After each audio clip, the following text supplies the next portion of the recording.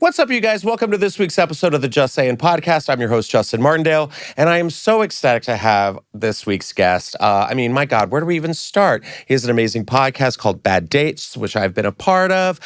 Emmy nominated for his film Fire Island, and on one of my favorite shows, Loot, out now with Maya Rudolph. It's Joel Kim Booster, everyone. Hooray. And so many other things, too. Yeah, we try. You're doing great. Multi-hyphenate. Yes. That's the word. And I'm so excited you were here for Indigenous Day. Yes. It is Indigenous Happy Week. Indigenous Peoples Day. Mm-hmm. You were telling me before that you are 67% Cherokee. Which is a lie. My whole life. My mom was like, I love how I'm just dragging my mom at the beginning of the podcast. No, my mom is great. But her family grew up in Tennessee, which is like where the Cherokee tribe was there, and she's like, you're Cherokee Indian. And I'm like, oh, my bone structure, my hair, my smooth Cherokee body. I mean, the thing is you told me it. I could do the work. I could do my own labor to get there with your face. You could get it. Like I could do the mental gymnastics of like, okay, that's why he looks like this. Right. But I thought you were just a burn victim. What? But no, it is. It's like it's much more IKEA than it is Oregon Trail. I will say. Thank you. I really appreciate that. I love looking like a Flugenflagen, but then took the 23andMe, 0% Cherokee Indian, 6% Turkish. Don't get it. Don't get it. Well, I did my 23andMe is 97% Korean and 3% Japanese, which you know what that means. Somebody got. It was not like there's no way that Japanese made it in there with consent. I'm sorry. It's just like knowing the history of the region, it's just not like I was shocked to see any Japanese in there at all. And it was like we were colonized and, So it goes back deep, I'm sure. But so glad you're here. I wanted to just start off because I was saying before, I went out into West Hollywood on Saturday night. My friend Beck had a birthday party. It was really fun. Like he dressed up. He dressed up as a bride. It was him marrying himself. It was actually he goes full throttle and sort of reappropriating the like bachelorette party in WeHo culture. I had two shows here, and I'm like, I'm just showing up. I'm not going to dress up. No. But went into West Hollywood, and I walked in, and I was like, I'm good. Yeah. I've done it. Really fun. Like everyone was dancing, but I was like, it got to that point where the Black Eyed Peas were playing, and I'm like, oh no. It does feel like the music in WeHo is trapped somewhere in the like 2012 to 2015 range. Oftentimes, there are some good DJs that play at like High Tops. I will say, but I will say you don't even have to bleep this because I'm friends with the owners. Once they opened up the High Tops on the east side. I have no reason to go. Oh, really? Strip. I have not been to the WeHo Strip in 2024 one single time, and I do not miss it. I do not miss like walking down the strip as though the Berlin Wall has just fallen, and like people are like arguing for like jockeying for Ubers. 2 a.m. on the WeHo Strip is my nightmare. Yeah, like it is such a terrible place to be. And also, like, I don't need the snipers on the roof of Roscoe's, like, waiting to take you out at any minute. Like, I just don't need it. And the problem Allegedly. And the problem is that, like, it's so bridge and tunnel, and it's also so many USC students. Yeah. It's so many USC students who do not know how to act at a bar. Like, if I am in a bar and I am seeing you order your drink, receive your drink, and then do this and start chatting with the person at the bar that you got the drink with, I'm like, no. Oh, 1,000%. That's not how this works. You get it and you go. Get it and you go. Move. Okay? Yes. Like, I cannot deal with that behavior. And every time I step foot in a bar in WeHo, on the WeHo Strip, I feel 10,000 years old.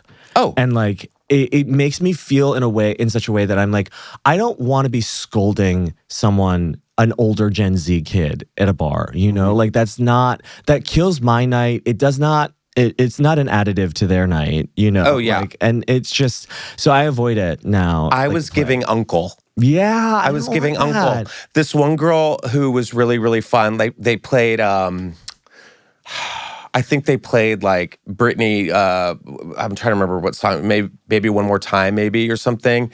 And she was like, oh, I love this song. Like, I remember like dancing to it when I was 9. And I'm like, my God, no. Me too. When like my boyfriend refers to like my best friend's wedding as like old Hollywood, I'm like, get the fuck out of here. Yeah. Like, oh my God, Kesha is so vintage. It's crazy. No, this is, so my boyfriend is 6 years younger than me, which is not like, do not start the discourse. Mine's 7. My fiance. Your fiance. Oh, fiance. Yeah, we're fiancés. We're fiancés. He is 6 years younger than me, which is not an egregious age gap, especially at like 30 to 36. Like that, like we're basically, copacetic. We're in the same places in our lives. But I will say, the first day of shooting Fire Island, I was talking to my friend who had just broken up with a guy who was 13 years younger than him. And he said there was a lot of problems in the relationship, but he said that the thing that really broke him was he was watching the Mary J. Blige documentary, and his boyfriend came home and was like, who is that? And he was like, okay, it's time. And I was sitting next to him in the makeup chair, and I was like, well, my boyfriend's younger, but certainly he knows who Mary J. Blige is. Like, there's just no way he doesn't know who Mary J. Blige is. So I text him, and I'm like, babe, you know who Mary J. Blige is, right?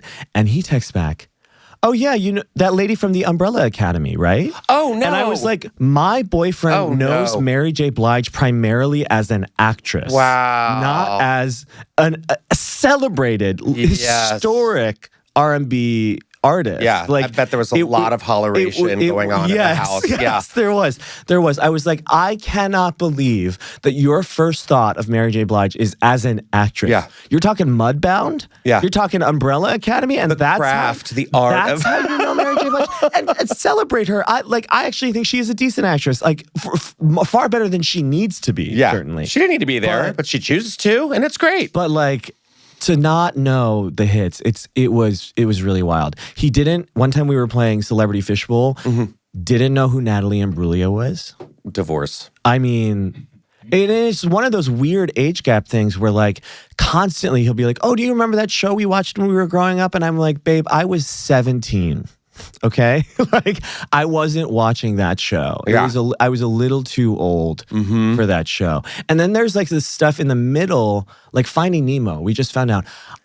Where is this gonna go? Finding Nemo was such a huge movie for him when he was a kid, but it came out when I was at that point of being a teenager, where it was very unclear the rules of what we could see that was for kids, ironically, and what we weren't allowed to see because we were too old and too cool for it. Like, for instance, I've seen the Lizzie McGuire movie in theaters, ironically, because we all grew up with Lizzie McGuire, but I didn't see Finding Nemo until I worked at a video rental store and we played it in the store, and that's like the only reason I saw that movie. So sure it was.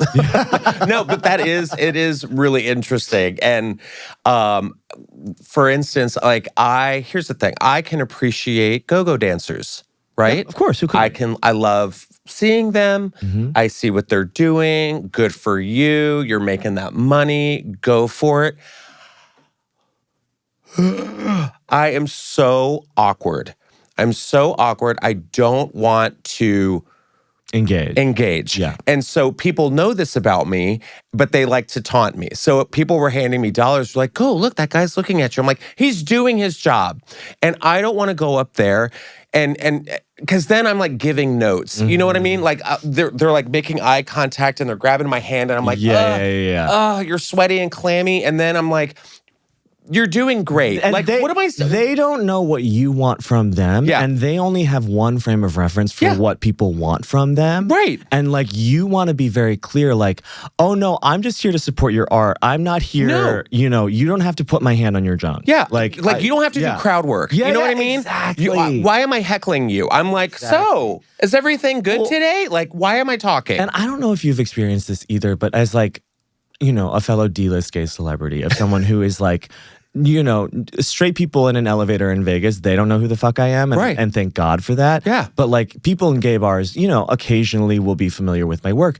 But my problem now is whenever I tip a drag queen or tip a go-go boy, I realize in the back of my head, I'm like, this person might know who I am. And so I'm giving 5s. I'm giving 10s. Yeah. I'm giving 20s. You have to level it up. Because the last thing I need is some drag queen going out there being like, Joel Kim Booster tipped me in a Sacagawea coin. You know, like I just don't like. It's like the last thing I need. Yeah. You know, he bartered 2 beaver pelts. Yeah. Yeah. So I'm always like, I'm aware, like if I'm tipping a gay nightlife performer, I'm in a position in my life where I can give them a little bit more money because I do not need them going out and tweeting that I'm fucking cheap. Yeah. When it comes to whatever I stuck in their G-string. So 100% community ally. Yes, exactly. Yeah. Exactly. So I mean, it was pretty wild. And I was like, all right, well, I'm done. Yeah, it was like, this go-go boy doesn't want to hear from me, you know? No. And it wasn't even my money. So I was like, can I just wad this up and throw he's it? like, on to the next Cherokee, Yeah, please. please. Yeah. Thank you. This week's episode is brought to you in part by HelloFresh. What is HelloFresh? I will tell you all about it. It is a pre-portioned delivery service that is delivered right to your door. I have a very busy schedule, and sometimes I don't have time to cook a full course meal, and I don't really necessarily like to go get fast food. So with HelloFresh, it's delivered right to my door, home-cooked meals, easy, pre-portioned. I don't have to worry about, having too much on my plate or calorie intake, all that stuff. It is just perfectly delicious. And right now, I love fall with HelloFresh because they create these wonderful curated fall autumnal, just vibey meals ready to go. Right now, I love the spicy maple chicken dish. It comes with these beautiful mashed sweet potatoes and roasted green beans. Did someone say autumn? So guys, make this fall the tastiest season yet with farm-produced and easy autumn-inspired recipes delivered right to your door with HelloFresh. HelloFresh has tons of options, whatever you're craving. Choose from a changing menu, over 50 recipes a week, plus take your pick from over 100 market add-on items like desserts, breakfasts, and snacks. And listen up, Just Sayers. Right now, you can get 10 free meals. That's right, 10 free meals at HelloFresh.com/free SAYIN. Applied across 7 boxes. New subscribers only varies by plan. That's 10 free HelloFresh meals just by going to HelloFresh.com/free SAYIN. Have a fantastic fall with HelloFresh, America's #1 meal kit. Then I had this moment happen today, and we'll get into some stories. I had a note left on my car. A note left on my car this morning, and it was from someone. There's a Mini Cooper that lives around the area. We have street parking. Yeah. And I parked behind this Mini Cooper, and every time I see this Mini Cooper, I get angry. And I'm like, great, you're small, you're efficient, whatever, but when your Mini Cooper moves, it looks like I parked like an asshole. Because you didn't leave enough room for a real car. Right. So this note was like, hey, next time you park, make sure to park like a normal person because you're taking up like 1 space when there should be 2 or 3. And I'm like, you don't know his story. You don't know my life. You don't know his story. You don't know my life. What happened? You have no idea what I'm going through. This place, yeah. Yeah, I just parked. I parked like a good person. Yeah. And now, like if I see this smart car, I want to leave a note. Do I retaliate? It really is like the spectrum of embarrassing cars really does go from Mini Cooper to Cybertruck. And like it really is, that is the spectrum that we're dealing with these days because it's like, in which way do you want to look like an idiot? Right. There's already so much going on in the world. Like, don't come for me. Yeah. I'm glad you took the time to grab a parchment paper and like you found a pen in your glove compartment. Yeah. Thank you for not cussing me out because that would have just spiraled me. Honey, just get back in the Prius and drive and find a new spot. Is what I have to say. Like, you be glad that you don't have to park behind a Mini Cooper. I recently had a similar experience. So the alarm on my car. And I'll say it. Say it. It's an Ioniq. Okay. A Hyundai Ioniq. Isn't it Ioniq?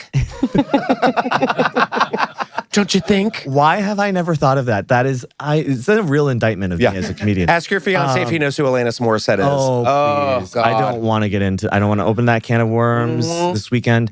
Okay, so if the wind blows too hard, the alarm will go off.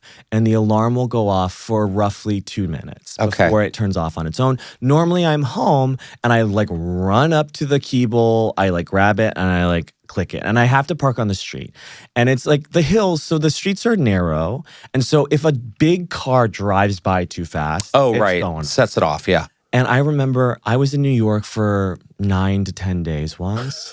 And I recently started parking on a side street away from my own home, so this doesn't happen. But I was at the time parking in front of my house. The alarm, and I get an email every time the alarm goes off. One Saturday, it went off 12 times. Shit. 12 times over the course of 2 hours, 2 minutes going off full each time.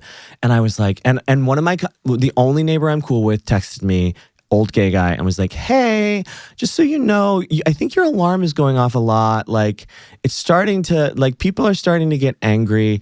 And I was like, I'm so sorry. And I had my friend, like, go to a third location, get the spare keys, go back to my apartment, my house, move the car to the side street, and then go back to his house. Dear friend, great. Owe him my life.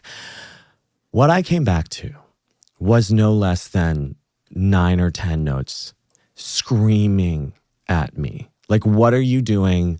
Do you understand what you've done to this neighborhood? Oh my God, Like, you've ruined it. Ruined the neighborhood. And little do they know, I've been kicked off the next door in my neighborhood. I'm banned from next door. Why? Because I was a little, listen, I grew up with very little. I never, ever in my life expected to be able to buy a house. Mm-hmm. Never in my life thought that was in the cards for me. Never thought I'd be able to pay off my student loans, much less buy a house. So I bought this house in a very nice neighborhood, okay? And I am surrounded by people who did not grow up the way I grew up, who like have a very different POV on the unhoused crisis in LA. And we live in a very nice neighborhood. There are no homeless people in our neighborhood, okay?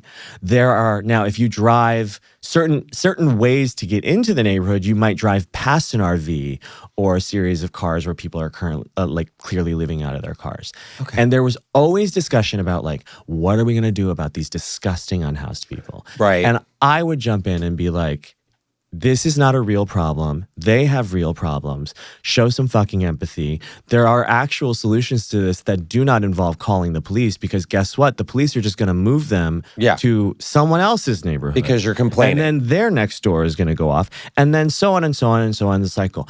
And I, at one point, and I would get so heated with these people because I was the only person in this neighborhood who did not grow up with a shit ton of money. And had just a very different point of view about it. And I would get aggressive. And one time, this is before I got kicked off, I told a woman, and I'm going to say her name is Karen. It's going to go out. Oh, like actually. I'm going to go out on a limb and say it is Karen. Mm-hmm. Energetically, it certainly was. I told her, hey, you really need to calm down and think about what's important in this life. That seems pretty mild compared to some of the stuff that I said that got me kicked off the next door. Right. That's pretty mild. This bitch finds my phone number. What? Leaves me one of the most egregiously racist voicemails I've ever in my life heard. It was like, who are you, some calling me to calm down? If I wanted to calm down, I would calm down, but I don't. So blah, blah, blah. We'll beep all that. Yeah. We'll beep all you that. can guess. I will say it was racial. It wasn't sexual. Yeah. What we're bleeping. Okay. Yeah. I will be very clear on that. And I was like, how did she find my fucking phone number and leave this voicemail? I still have it. I might send it to you so you can play it at the end of the pod, you know? But like, it was the craziest thing. And I was like, and my partner was so freaked out. He was like, now these people know where we live probably. That's and like, crazy. Like he was like really, it is a common theme of me popping off and my partner getting really upset with me over it. But yeah, that was like me getting kicked off next door. So now I'm not allowed on next door. And so I don't have a good relationship with my neighbors. Between the car and that, like I have one neighbor that is cool with me and that is it. And then the other neighbor is Charlie XCX. And she's cool with me. I don't think she's ever stepped foot on next door. I'll be honest. No, I don't think she has. I don't think she's engaging with next door at all. But I want her to leave a note. Just be like, hey, babes. Can you turn off that fucking racket? It's not very bright, is it? Like, That would be amazing. Yeah, no, that would be amazing. She's a great neighbor. You know, I'm assuming she's having parties, but I've never heard them. Never been invited either. But Well, she's been busy. Yeah, she has been busy. Remixing she's touring, her album. She's touring, and it's I like, liked it. I always peek out my window and I'm like, "Where's Troye Sivan?" You know, no, like, he's like lurking outside the house. He's always somewhere. there. I feel like Troye Sivan is always around. Absolutely. It's like, where's Waldo? Yes, you know, yes, you're yes. like, where's Troye Sivan? There he is. Yeah. But yeah, that's my neighborhood, and I hope yours is slightly chiller. I hope you haven't gotten kicked out of your next door yet. No, but I do. I like watching the fight. Yeah. You know what I mean? Like, I love the banter. Like, if I post something, it's like, and I just don't engage. I'm like, just let them. All right, well, let's get into some topics, shall we? Yes. There was a lot of complaining over the weekend. I don't know if you saw this. I can't believe I missed this because I'm on many group threads with many gay men who there's not a hair on Nicole Kidman's wig that could move in the wrong direction, and I won't hear about it. Well, I'm glad we're breaking it down for you. Threads, and I can't believe that I'm just now hearing about this now because I'm also a huge Salma Hayek fan. I know. So this was the duo that kind of like we started our week off with, and I'm like, wait, what happened? So over the weekend, there were like Fashion Week. At the Paris Balenciaga show, and Salma Hayek and Nicole Kidman were seen on TikTok because, like, I guess someone recorded it on TikTok, and they were also with Katy Perry. Oh wow! And it seemed like there was an altercation, apparently over Salma Hayek touching Nicole Kidman when they were asked to pose together. So footage of the event happened. It came out on Sunday of over the weekend, and it sparked social media frenzy over who is in the wrong. Now, when you look at Nicole Kidman, the altercation, you see Salma. I mean, people are involved, Joel. People are like, there are like body language experts. Did she touch the wig or did she touch the body? She put her hand like in front of Nicole, and apparently Nicole pushed her hand down and said, "Don't touch me." Wow.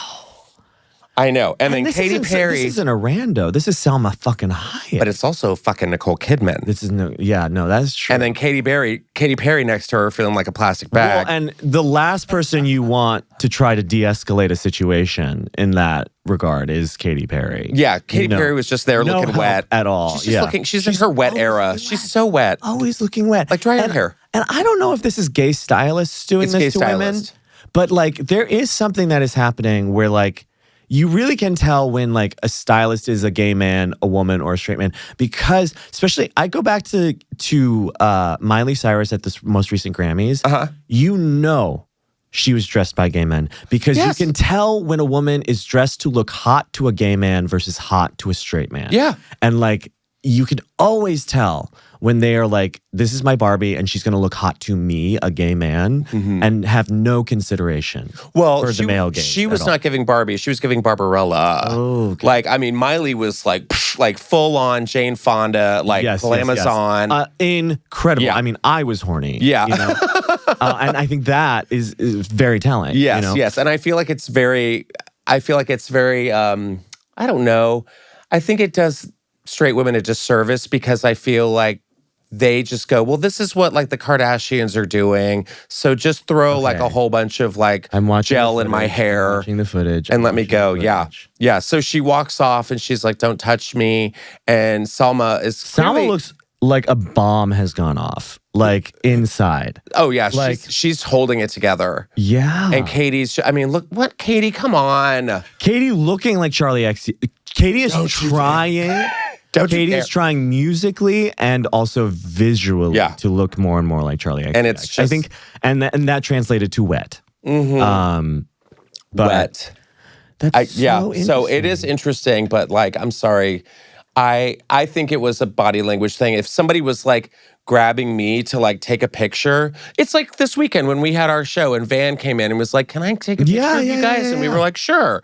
It wasn't like me being like, no. And I don't know if you get this. I'm going to talk about touching because I have to now at my meet and greets be like, hey, is this okay to put my arm around you? Because not only am I protecting myself, but this thing happens. And this used to happen a lot more, but especially when I talked about sex a lot more on my set. And like you've heard my current set, it's not like I'm not talking about sex. But at my meet and greets, I think because I'm so open about my sex life and so sex positive, it has given a lot of gay guys license to feel like they can touch my ass or put their hands all over me during lecture. And it is so jarring. Like what? Like touch your chest and stuff? Touch my chest, touch my ass, like put their arm around me, but then go down and like grab my ass and like all these things. And I don't feel I like have the same problem as well. I get it all the time. Cannot keep their hands off. Leave me alone. I'm a person. Yeah. But I think it's because I talk about sex, and I think they assume that I'm okay with it. And I don't feel comfortable always saying something, because the last thing I want is a tweet out there being like, Joel Kim Booster, what a prude. Like, Joel Kim Booster freaked out because I touched him. Joel Kim Booster did this.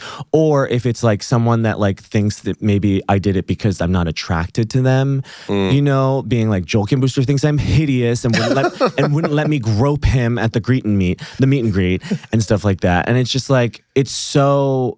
I don't know what to do oftentimes. So now what I do is I start by saying like, hey, is this okay if I touch you? Sort of setting the scene of like, hey, I care about your comfort. Hopefully you care about mine. Reciprocate it, yeah. But yeah, it's really wild. It's the way Joel Kim Booster told me to go back to the bayou. Yeah.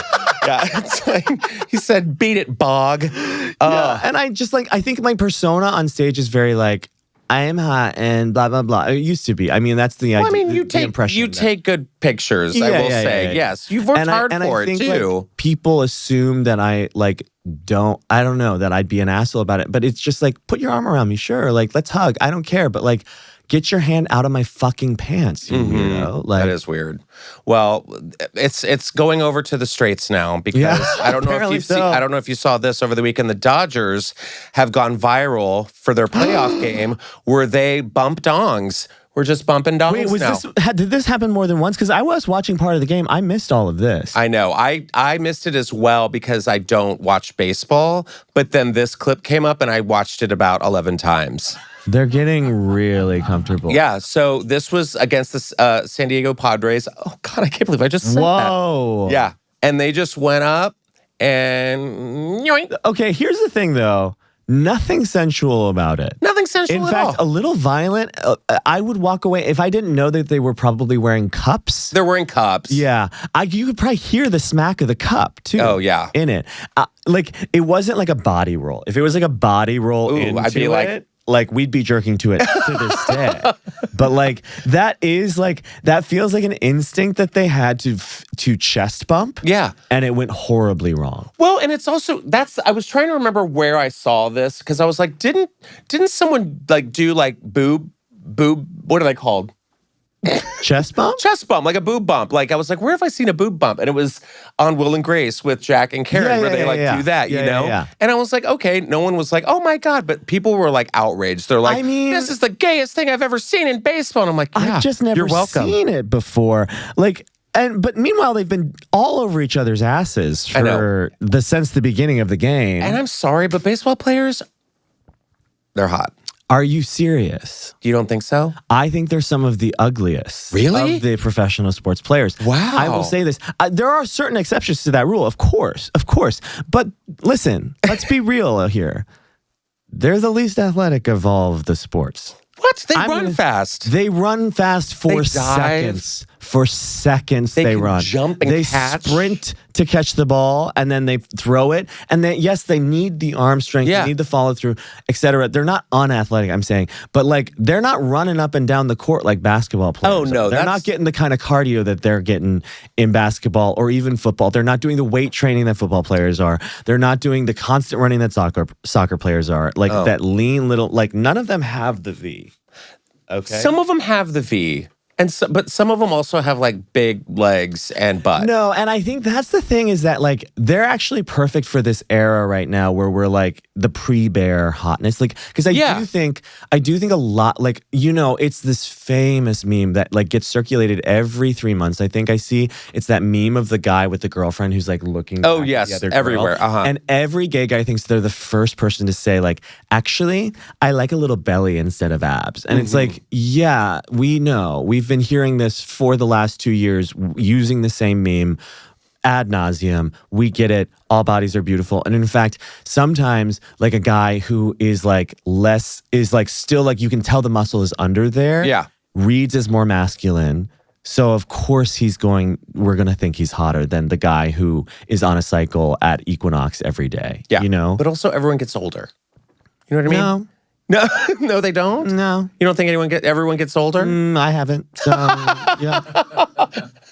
No. Well, I think it's like when people say that, they're like, oh yeah, body, blah, blah, blah. I'm like, okay, you're getting a little, we get it. Okay, I'm excited about this. Okay, well, this is Jessica Chastain, who I love, and I think she's an incredibly talented actress. She is being blasted, like not like that, but she's being blasted online. I mean, who hasn't been blasted on a JetBlue flight before? I'm like, speaking of hot baseball players, Jessica Chastain got blasted. She's being blasted for being tone deaf in a response to a JetBlue incident where she was on JetBlue. Presumably in the first Delta One pod. Is there like a JetBlue pod? Whatever the JetBlue version. She's not middle seat by the toilet. Or maybe she's doing research for a character. She's like, what's it like in economy? Yeah. And so she was on this flight. She had no Wi-Fi, no internet. The movie screen didn't work. And she went online and tagged JetBlue. Thank you, JetBlue, for your $15 credit. My flight was $1,500, and the credit is 1/100th of the money I paid you. Strange that I paid that for your flight entertainment system that didn't work for the duration of my 6-hour flight, but I guess it was worth it for this $15 cred. Okay, and this is the thing. I understand the anger. I get it. I've been there, okay? But there's a couple of things here, Jessica. First of all, the picture that we've been getting of Jessica Chastain's personal life is getting sadder and sadder and sadder. Because do you remember the blind item that came out that was revealed to be Jessica Chastain, where it was like this Oscar-nominated actress or award-winning She won, actress, sits at home, not watching TV, not doing anything, just waiting for her friends to call. And it was Jessica Chastain. And then Is she on Nextdoor? For this to... I think Jessica Chastain's on Nextdoor. For this to come on the heels of that. Like, bitch, you're rich. Where's your iPad? Download shit to your iPad. Download That's what Umbrella Academy, girl. Put it on your phone. Watch the Mary J. Blige movie. movie. On smart downloads on YouTube. It will automatically down things for you on YouTube to have in emergency situations like this. Or here's an idea. Read a fucking book. I bet you got a script to get through. Yeah. You know, like read The Help. Yeah. She was, honestly... The Help, I know that we have problems with that movie, and I understand all the problems with that movie. That is one of Jessica Chastain's best pieces. Oh, it's so good. Bar none. I just love her. But also, I get it. It's like, oh no, you're getting on like X and like... No, and I'm sorry, there comes a certain point when you are no longer speaking truth to power on social media in that way when you're attacking brands at a certain point. Because the thing is it will work. They will, because you are Jessica Chastain, reach out, and I'm sure they did something for her. But it's also like, $1,500 is nothing to you. $15 is nothing to you. I'm sure it was a cross-country flight. Who gives a shit? Read a book.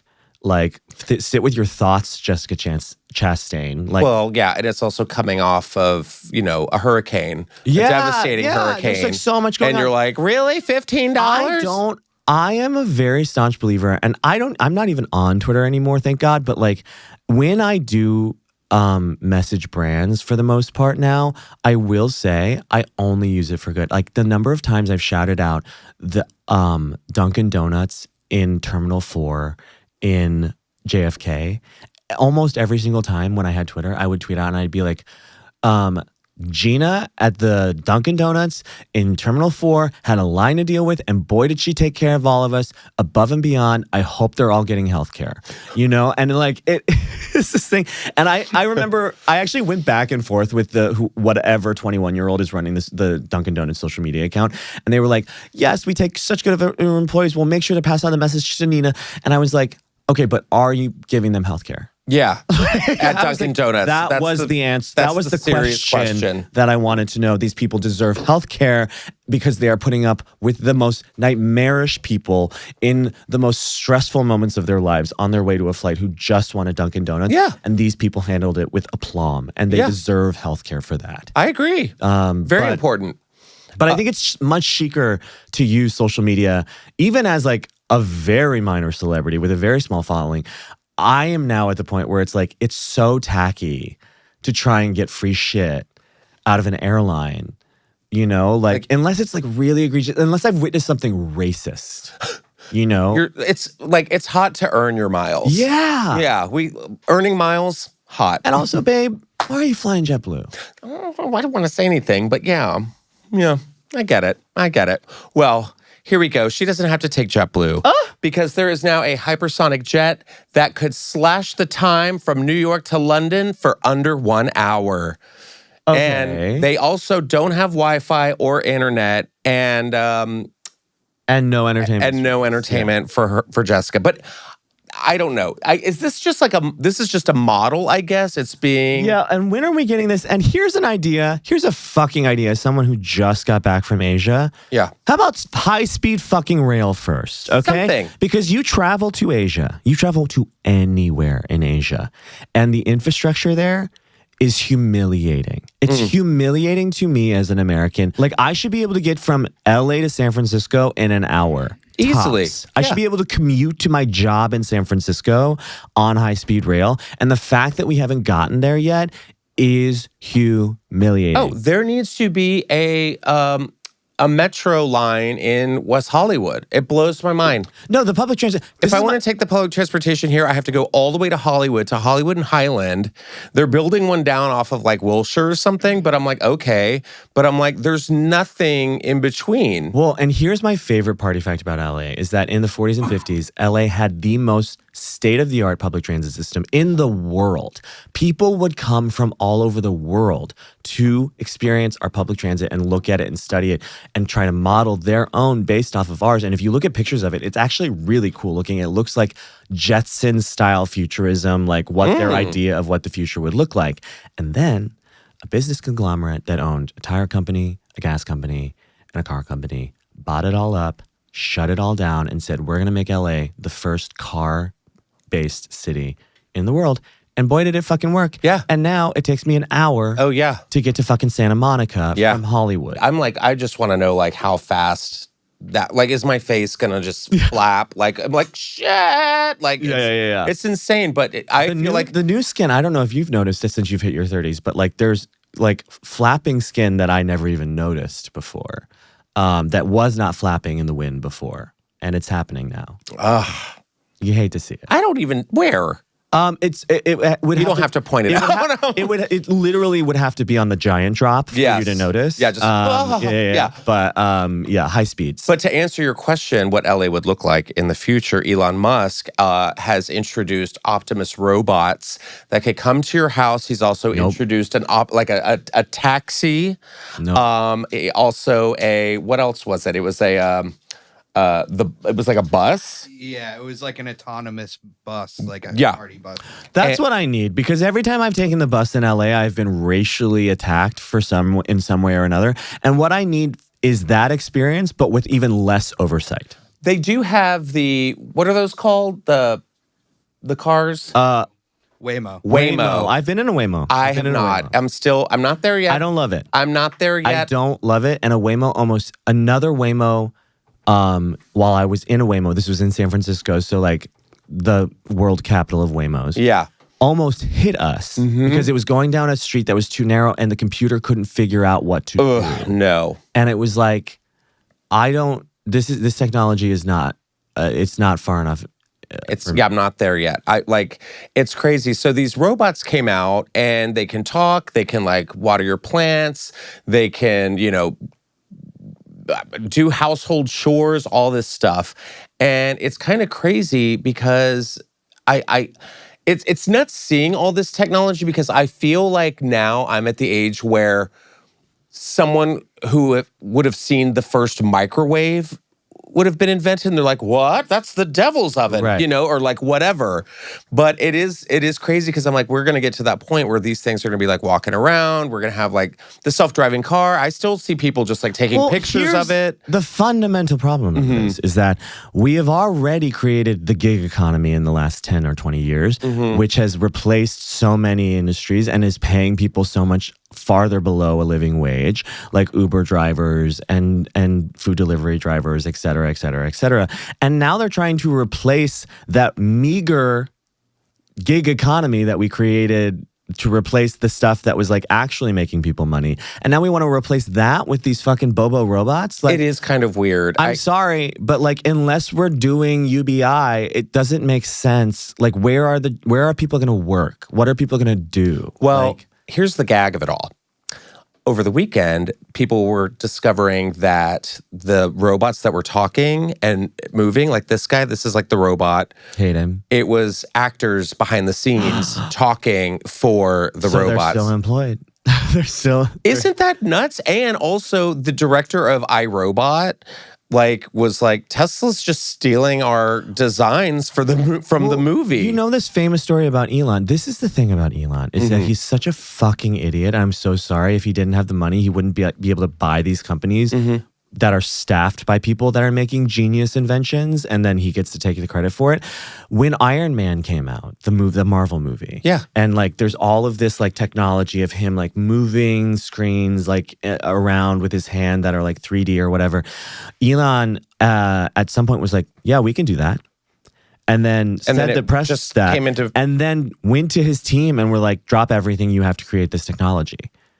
And like within like 8 months, they had to create technology that did not exist yet. Yeah. And then of course, when he debuted it, it was so shitty. He was like, oh, never mind.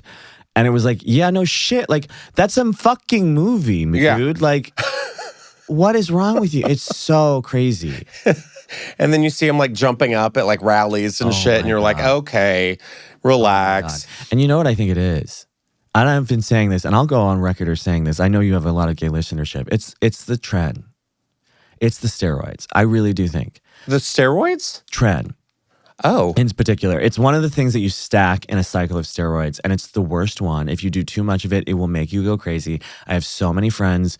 And listen, no judgment. Do whatever the fuck you want to your body. Do steroids. I don't care. As long as you're transparent about it, and you're not trying to sell your meal plan, your vegan meal plan based on the idea that like I look like this because I eat tofu 25 times a day. Like who told you? You know, like I don't give a shit about what people want to do to their bodies, but like be real about how you got there. Yeah. You know? And like so many guys, trend is like famously the worst one because if you do a little too much, I have like 3 or 4 friends over the last course of the year who have ruined their lives, exploded their lives, gone off the deep end. It makes you go crazy if you do too much of it, if you don't do it right, and if you stack it with the wrong things. Like there's a lot of factors to it. I know some people do it. How do you spell it? Tren. Tren. Yeah, I think it's like Trenabone or something like that is like the full name. But like I know so many people who have literally, it is where roid rage comes from. Have you done it? No, I've never done anything. I've never done any sort of cycle or anything like that. Are you saying that this is what Musk is on this? I'm thinking I think that Musk has done a cycle because he's gotten, and I think he's done and this is the thing that people don't understand about steroids is like steroids don't just make you look like Chris Evans. You still have to work very hard and eat very properly for the steroids to actually make you look like a Marvel superhero. Okay. I think Elon Musk is just doing some of this stuff and not doing the work, and that's why he looks the way he looks now. I mean, I'm probably going to get literally chased off the internet for this theory. Not again. Yeah, right. But like I think like part of the reason he's gone so far off the deep end, there's something, you know, it's either like he's so deeply insecure and he sees the response that he's gotten on the internet, and he went from somebody who was deeply celebrated as a genius and someone with a lot of forward-thinking vision and like who's going to change the world to now a national joke for most people, you know, because of the way he's ruined Twitter, the ridiculous, the Tesla trucks, his kids coming out, like all of it, you know, like running Tesla into the ground, you know, like all of his ideas are bunk. I do think, I'm just going to go out and say it. I know this 100% true.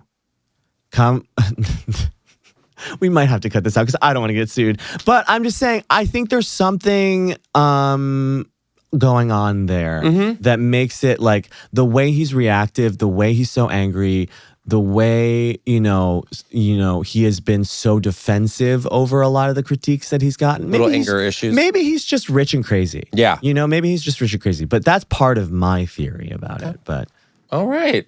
Well, that was good. I like that. I like the the alleged. Yeah, and if you don't want to get sued too, you might want to cut some of that out. I don't have a Tesla, so okay. I'm okay. I'm okay. Let's keep it moving. We have Christian Siriano. He says, it's frustrating that housewives don't pay for his clothes. We're not an endless closet. He went on Watch What Happens Live and said that he doesn't dress the housewives because they don't pay. Yeah. Which I thought was kind of interesting, very brave and bold of him to say. And then he was like, actually, I have one housewife who pays, Bronwyn. The new one. Oh, I'm obsessed with Bronwyn. I'm obsessed with her. I thought... I love her. She originally, first episode, I was like, she's sort of in this Erica Jane lane where like older husband, very like flashy clothes, kind of staying out of the fray initially. Right. Like her purpose, in the same way that if you remember Erica Jane in season 1, her vibe was very like, look at these crazy women. Like, what is going on with them? And now she's getting into it. Now she knows what's up. So like, I don't think the comparison sort of falls apart after that.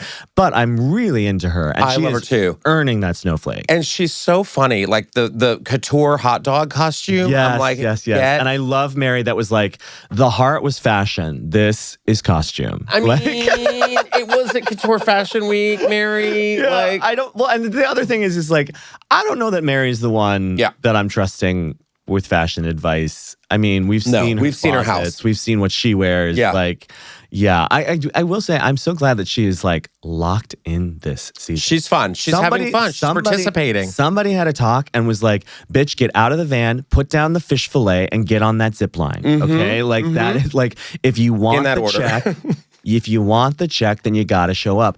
And my pet theory is that I think she needs the money. Because here's the thing. She clearly despises every single one of these women. She is not having fun.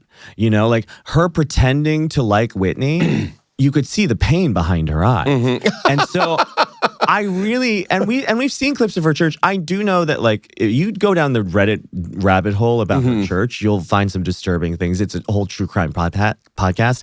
But I think the only reason Mary would deign to be on this show anymore, having no real friends on the show, is that she needs the money. And like, I think that's the only reason why. There might be some ego thing where she's like, I think this show needs saving, you know? I'm sure there's that, but it's also, we cannot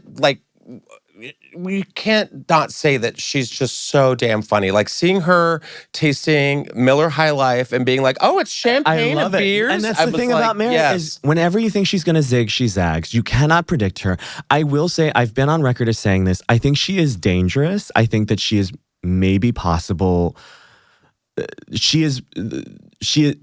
Dangerous things are possible with Mary. I think there's something about Mary. There's something about Mary that makes me uneasy, but I would never want to see her off my television until she is arrested. Yes. You know, like there is like that's the final straw. She is in a lane all of her own. Yeah. Like at this point, we've seen so many Housewives franchises that there is like, you kind of can put them all in someone's lane, like an OG's lane. Mary, brand new. No one interacts with people like Mary interacts with people. It's full space alien. And they're just having a blast. Fascinating to watch. It's fascinating to watch. And I love that I love that Whitney was like, we're going to the bobblehead factory. And I'm like, okay, cool. Well, and this is the thing about Housewives that people have to understand, that I've said before too, is that a lot of people get frustrated and they're like, none of these women are friends. None of these women are real life friends. None of these women are real life friends anymore. And it's like, yeah, you have to watch this show as though it is a workplace dramedy.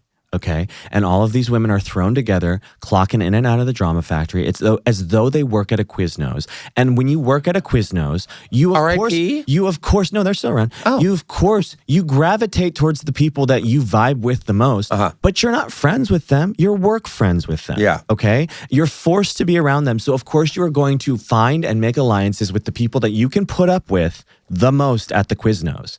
But beyond that, of course you're not talking. And when you're taking your break from Quiznos over the summer, you're not chatting with these women. And that's why it is so fun sometimes when you do get moments on OC with like Emily and Gina where they have a fight and you can sense like, oh, these are real friends. Right. Like these are people that actually have like a real friendship off this show. And you do sense the difference. But for me, I don't mind the workplace dramedy of it all. Like as long as they're doing the work, I'm cool. you know? Well, I do have to address the elephant in the room. Okay, let's do it. Shannon Bedore, what happened? What is the tea? Everyone's talking. You released a statement this weekend.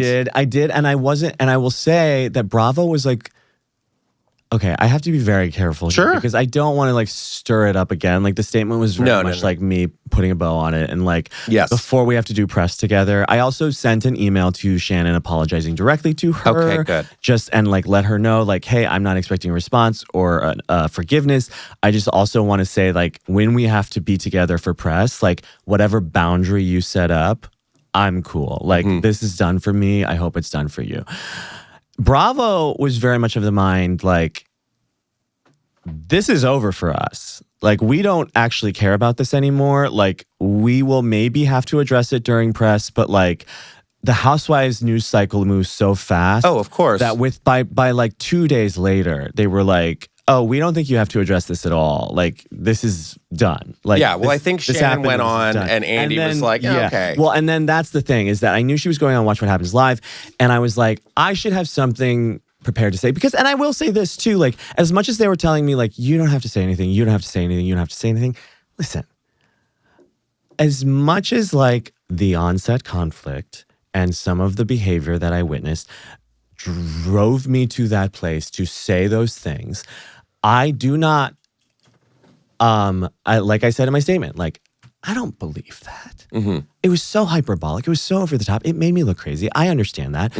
I don't believe the things that I posted. I certainly am not on John Jansen's side. John Jansen is a monster, and I have said that before. And I was being petty, and I was being really angry because of something that occurred between Shannon and a crew member.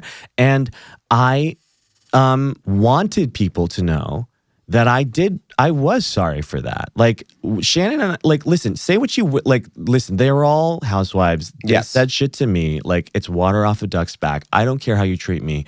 But like, there was an onset situation with someone else, and it really set me over the edge. And like, you know, I know that Shannon is having a really tough time. I'm watching the show. I'm a fan of Shannon's myself. I did not want to add to that. And so I wanted to put out something that made sure that people knew that I don't hate Shannon. I don't believe the, you know, vitriolic, disgusting things I said about her.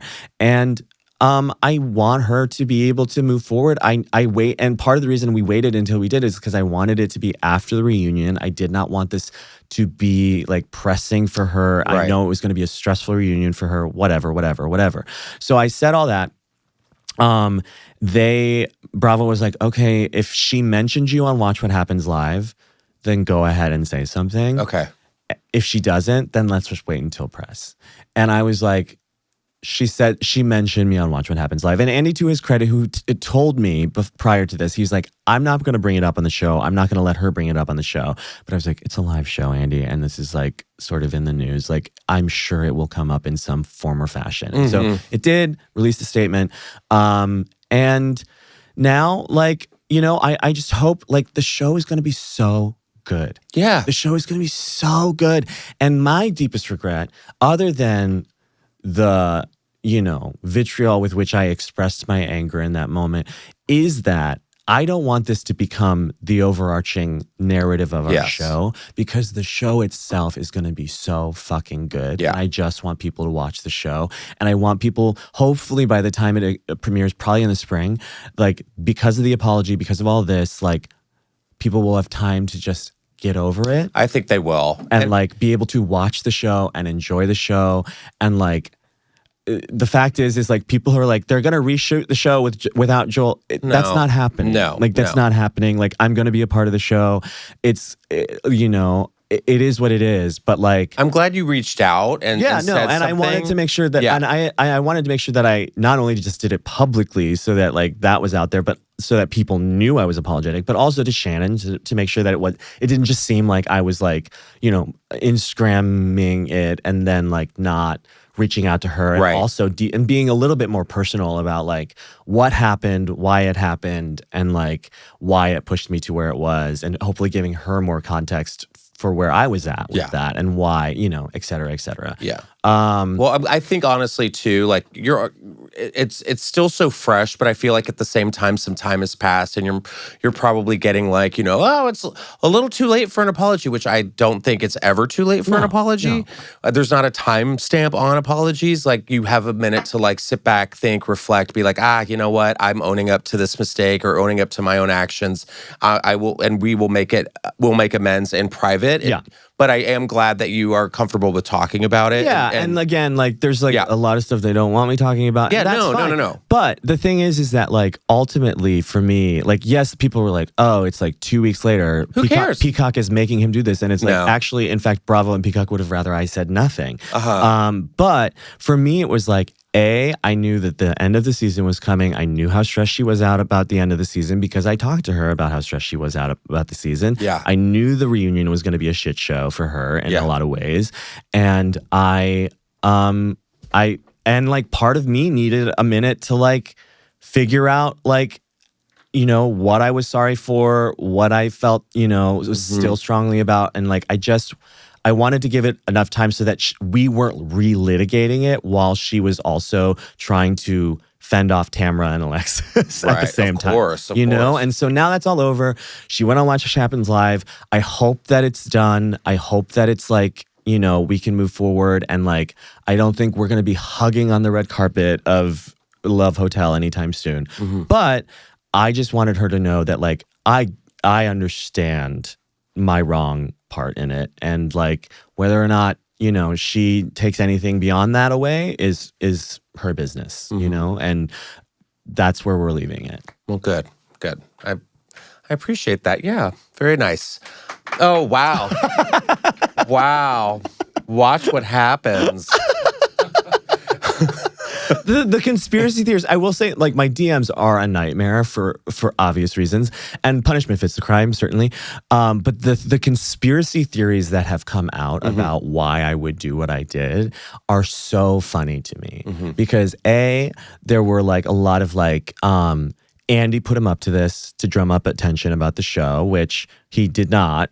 It did. But he did not. Yeah. My favorite recent one that came out is your bestie. Is that because I know Jeff came out and said some comments about Shannon. My besties? Yeah, my bestie. I know. I'm kidding. Yeah. But like, he's a friend. But your work colleague. Well, it is. Yes, because it's like he's so into that world. But it's like I'm just kind of like adjacent. Yeah. Like I have 1 foot in, 1 foot out. Exactly. Yeah. I'm like I feel like we're coworkers. We do the same thing. So it's like I don't like all that fighting. No. I had a public feud last year with a podcaster, and it was just like, oh my God. And we couldn't let it go. It was just kept going.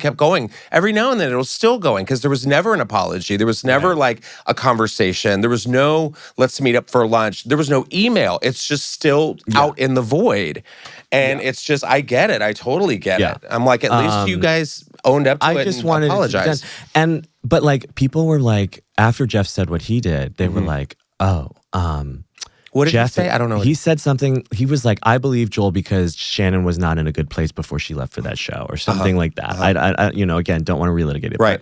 But, people now believe that I am dating Stu, and because of my closeness to Jeff, did it all as a way, like Jeff and Shannon are fighting, and so Jeff put me up to it because I'm dating Stu. It's like the true QAnon, like Bravo tinfoil hat.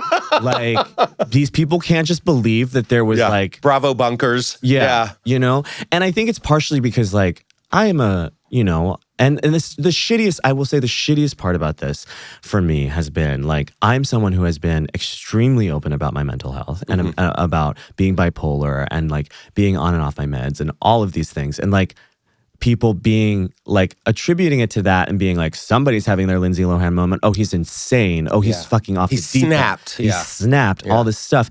And like, the thing is like, yes, I'm mentally ill, very medicated at the time. I'm just a very angry person when it comes to my friends and like people that I care about. And I let that take control, and I let that go to, like I said in my state, like I was very careful in my apology not to be like, that's not me. Like, that's not who I want to be. That's not who I am. That is me. It just happens to be like the ugliest part of me that I think a lot of people have, that a lot of people try to avoid accessing when they're angry. And I got really angry, and it had nothing to do with what's going on up here. It had everything to do with being protective and being nasty, you know, like, and that's the end of it. And it sucks to have your mental health weaponized against you, in all sorts of ways, from people who like, they're not saying like, oh, we're really concerned that like maybe you're going through something. It's like, you're a fucking psycho and it shows. And like that is like, I will say like all of the other, like I got so many like kill yourself like all this stuff in my DMs afterwards, which is like, again, punishment fits the crime. But like that stuff was the stuff that I was like, oh, because like I am really proud of where I've made it in my journey with stability and my mental health and things like that. And so when things like this do pop up, it really does upset me because it does make me look crazy. And like I have gotten into such a wonderful place, like with my medication and with therapy and with, you know, all of these other things, that like to then chalk it all up to Joel's a psychopath because he's mentally ill is really, it didn't feel great, you know? Of course.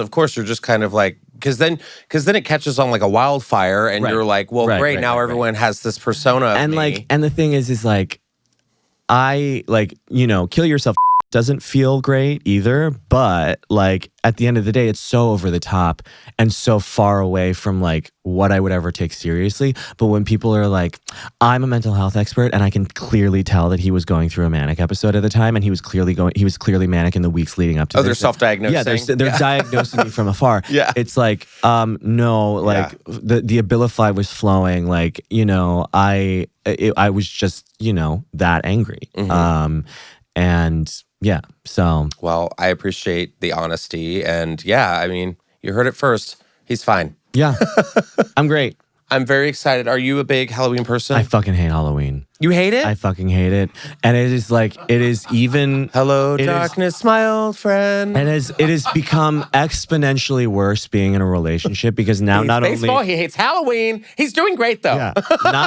Not only as a gay person do you have to dress up and you have to look hot. And now I'm in a relationship, so it has to be a couple's costume, but it can't be Mario and Luigi. No, if you do Mario and Luigi, it can't. you are done. No. Excommunicated. And so it has to be like, because we're gay, it has to be that extra layer of clever and referential, and it is a nightmare. Last year, I will say, I went as Slutty Mario. He went as the flagpole that you slide down at the end of the level, which I thought was like a fun play. Gay enough. A fun play. Enough. How many coins did you get? Oh, lots of coins. Lots of coins. Just good. Throwing out the chocolate coins.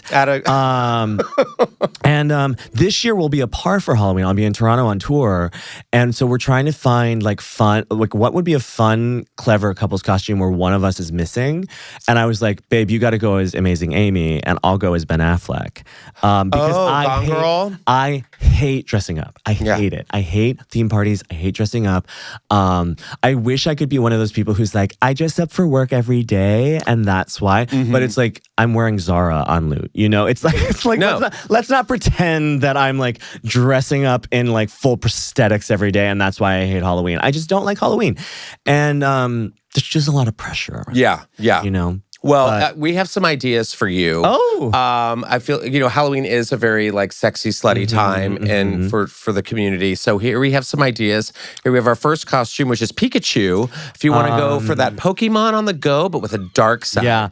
You know? Unfortunately, as someone who's done and worked a lot of Atlantis cruises, I have seen this costume so many times worn by so many Asian men that I can't. Well, this Pikachu is going to make you Squirtle. If anything, we'd have to flip it on its head, and I would have to be Ash, and my white boyfriend would have to be Pikachu. Okay. Like it could not be the other way around because the optics there would ruin me. Got it. Yeah. I understand that. Well, if Pikachu is not your vibe, you can always go with this next costume, Vampire.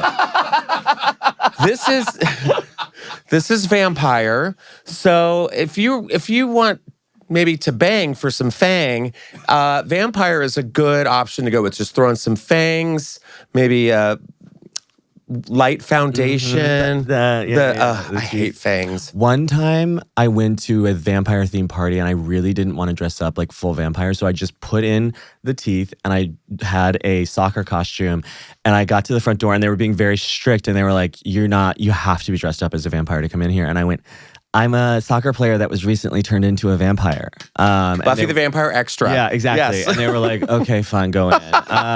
But yeah, very lazy when it comes to my costume. Well, if you can't do vampire, there's always this one. Elsa. We have Elsa from Frozen. Let it go with this nice me asking harness. for consent in the dark room. Let it go. Yeah. Or do you want to build a blow man? We also have Cat. This is actually on my list right now of possible. Yeah, just throw some ears on and just meow, you know? Can I tell my most This genius, cat doesn't like pussy. My most genius slutty costume was a 2021. I think I was slutty Princess Diana Beanie Baby. And I got a tie tag and I used it instead of my earring. Purple shorts. I drew a white rose over my chest, and then I had like the bear ears and a little ribbon, and it was great. Honestly, it was the best. I think that's really clever. Yeah. As someone whose Halloween costume has gone viral myself, I went as Selena Gomez one year, and I was Selena, the Slain Tejano singer, with Gomez Adams' face.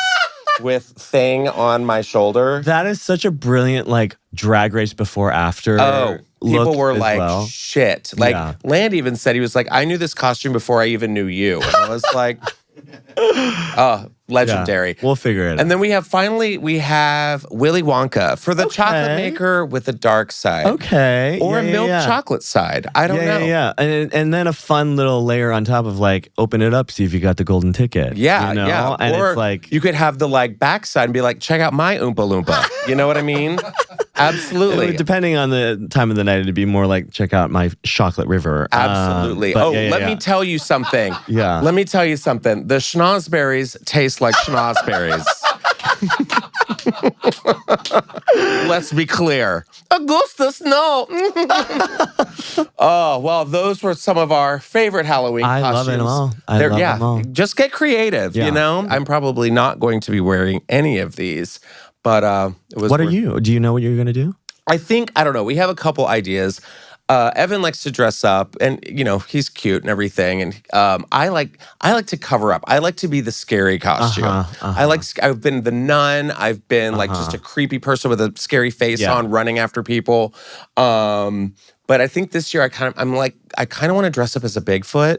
Okay. And have him be like a mauled hiker. Yeah. I do like that. That's cute. I do like that. So I'm kind of running with that idea. My suggestion was Scott and Lacey Peterson, but he didn't know who that was. And I was like, what are we doing? Watch a documentary. Yeah, I feel like there's going to be a lot of Menendez brothers. There's going to be maybe like JoJo Siwa's running around, which is terrifying. Don't feed it after midnight. Many different iterations of JoJo. I think a group costume is going to be like, you know, her throughout the years. And then one Abby Lee sort of chasing after them. I would love to be Abby Lee. Yeah. If I could just sit in a wheelchair and scoot down I'll let chocolate talk. Just let me. I have no idea who I am anymore. Thank you, Joel Kim, for being here. Let's be tactile. Seriously, I appreciate you. We didn't even get to talk about like our engagements and how excited we are about that. Well, you're going to have to come back. You've been talking about it on your pod forever. But I'm engaged too. We got engaged like, I think the same weekend. Actually, right next to each other. Yeah. He was like weirdly doing this improv game where he was like repeating every word I was saying. Could you imagine? What if I did? I was like, Joel, I got engaged as well. Oh, I heard you got engaged. Look what I did. Yeah. Single wife, female. No, are you happy? Do you have a date? I'm very happy. We don't have a date quite yet. That's what everyone's asking us. We don't have dates. He's fine being a fiance for a while. We were never gay marriage gays. Like, we were going to be boyfriends for 30 years, you know? And then, like, we decided we want to have kids. Oh. And well, no one's perfect. Yeah. I really reversed myself on that decision. But it is, you fall in love with someone, you're like, you know what? We collab on something pretty cool. We're good. Yeah, I get it. Congratulations. So, yeah. And please tell everyone, tell us your tour dates. You're about to go on tour. So I'm about to go on tour. If you go out to my Instagram profile, I Hate Joel Kim, in the link tree there's all the dates listed. I'm going to Europe. I'm going all over the US. I'm adding new dates that I will be announcing. When does this come out? Tomorrow. Okay, so next week I'll be announcing a couple more cities in the US and Canada. So for those of you who were complaining in the comments, I listened, as long as there are enough of them. And yeah, I'm really excited. Good. I'm very excited for you. And make sure to check out Loot, watch Fire Island if you haven't. Thank you. Check out his podcast, Bad Dates, which is hilarious. You were so funny on it. Oh my God, it was all real. Iconic story. Yeah. All real. All real. Yeah. And if you love the Wicked movie, you'll love my story. But as always, we will see you next time here on the Just Saying podcast. You guys have a fantastic week, and we'll see you next time. Bye.